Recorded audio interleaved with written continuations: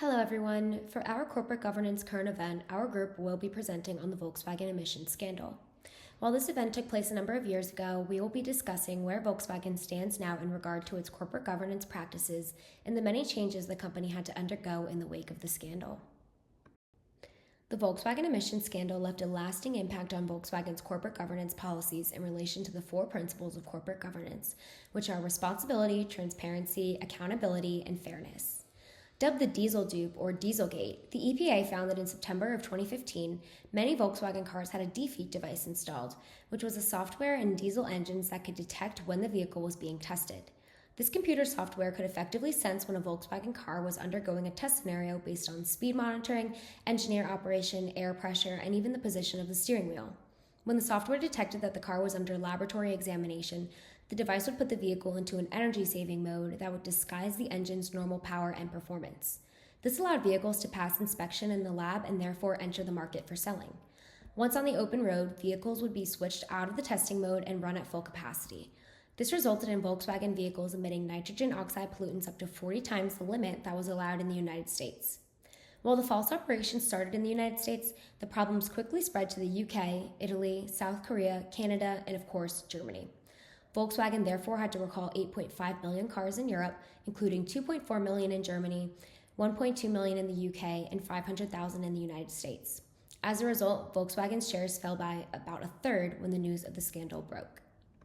This case has great significance because it highlights how a lack of strong corporate governance policies can not only have disastrous effects on ESG regulations, but it also shows how a disregard for the four principles of corporate governance can damage a company's reputation, its relationships with its key stakeholders, cause leadership changes, and bring about large financial penalties for years to come. We are interested in this case because of the unique two-tier structure of Volkswagen's board that was in place during the scandal in 2015. The two-tier structure exists when an upper board supervises the executive board and is thought to be socially oriented. Professor Yana refers to this structure as the insider model. This structure is also typically referred to as the stakeholder-centric or relationship-based approach and typically exists to offer enhanced board independence, reduce the risk of groupthink, and increase the diversity of perspectives. However, as we will discuss later, this was not the case with Volkswagen.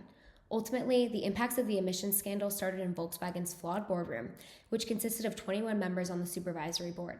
Its shareholders included the Porsche Pike family, the state of Lower Saxony, Qatar Investment Holdings, and the sole independent director, Miss Annika Falkengren. The lack of independence shown here in the board, consisting of controlling shareholders and unions, led to entrenchment, power struggles, and discouraged open discussion during meetings. This non-independent structure of the board favored short-term gains over ethical considerations. Further, the corrupt culture and pressure to turn profits led to a lack of board oversight, leading to the installation of the defeat device.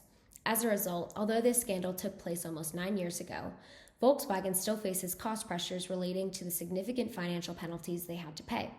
Even more, the former CEO, Martin Winterkorn, only just began his criminal trial for the role he played in Dieselgate in September 2024.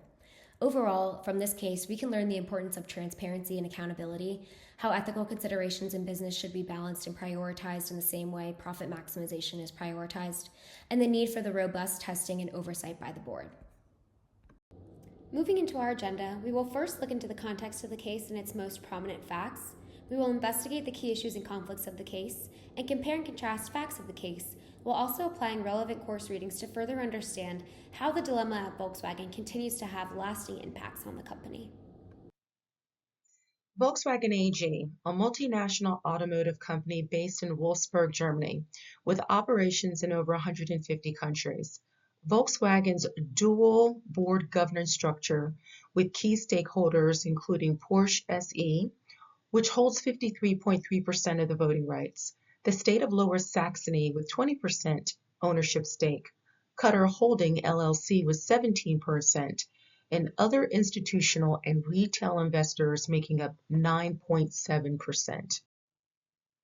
This ownership structure, while consistent, has presented challenges in governance, including hierarchical decision-making and limited oversight. In 2015, Volkswagen was caught up in the Dieselgate scandal, where software in over 11 million diesel vehicles was found to cheat emission tests. Now, this scandal exposed significant governance failures, including weak internal controls and a lack of transparency. The dominant stakeholders, Porsche SE and the state of Lower Saxony, had overlapping interests, leading to limited independent oversight. Volkswagen's hierarchical corporate culture often prioritized executive decisions without proper checks and balances, which further exacerbated the governance challenges faced by the company. While there has been reform introduced, structural weaknesses persist, hindering the company's efforts to rebuilding its reputation and regaining trust. The repercussions of Dieselgate scandal were felt globally, impacting markets in Europe, China, and beyond. Volkswagen's pursuit of leadership in clean diesel technology played a role in the scandal, but deeper governance issues within the company have been a long-standing concern. The complex ownership structure of Volkswagen's limits accountability and agility, while cultural resistance to change and the prioritization of stakeholders' interest over broader accountability remain ongoing challenges. As Volkswagen transitions to electrification and faces increasing competition, particularly from Chinese automakers, addressing these governance challenges is crucial for the company's future success. It truly is imperative that VW focuses on strengthening governing practices, increasing transparency, and fostering a culture of accountability to navigate these challenges and emerge stronger on the global stage. So far, we've gotten insight into the corporate structure of VW, and now we dive into the underlying issues throughout this Dieselgate scandal and see where the company went wrong. Given the complexity and makeup of VW's governance structure, the issue at its core stemmed from a corporate culture prioritizing profits and rapid growth over transparency, compliance, and ethical responsibility. Senior executives were either involved in or willingly brushed under the rug the installation of defeat devices. These cheated emission tests and highlighted a lack of accountability of top-level management. By falsifying compliance testing, management found a loophole that exploited weaknesses in the regulatory system for automotive emissions globally, while also marketing their vehicles as clean diesel to appeal to environmentally conscious consumers. They were unaware that their vehicles were equipped with software designed to cheat the system, benefiting VW with profits rapidly in the short term. There were severe consequences as a result of VW's lack of ethical responsibility. They faced fines and settlement costs exceeding 31.3 billion euros, which translates to almost 35 billion US dollars. They covered all the penalties, recalls, and consumer compensation necessary. The VW brand was tarnished immediately after. A company trusted on the previous notion of their efforts to associate reliability and innovation is now a priority target for regulatory agencies and has left consumers skeptical of their underlying responsibilities. Gaining back their image would require significant investment into electric vehicle technology and information, as well as sustainability initiatives and plans moving forward. The confidence in VW's leadership diminished, causing internal and external tensions for the company. Investors questioned governance and risk practices, prompting VW to work to make necessary accountability measures to regain confidence. Given the market and industry affected, this scandal led to stricter regulatory oversight. In 2017, a few years after the scandal, real driving emissions tests became mandatory in Europe for automaking companies to pass new car models to market in an effort to improve real-world condition testing and minimizing laboratory manipulation. This not only affects VW, however, but also the other automakers now face higher costs to comply with the newer standards and rules, with many having to invest significantly into new technologies. Beyond regulatory compliance, a lack of proper ethics in decision-making diminishes internal morale, risks reputational collapse, and undermines the trust across all stakeholder groups and markets. These lapses in responsibility go beyond impacting the company, affecting industries and communities on a global scale. We see that companies must prioritize maintaining integrity within their operations and complying with regulatory standards. Having consumer trust is not only an expectation within a buyer's mind, but it is also a competitive advantage for companies. The loss of such hurts the brand. The scandal has driven industry-wide shifts towards sustainability and further accountability.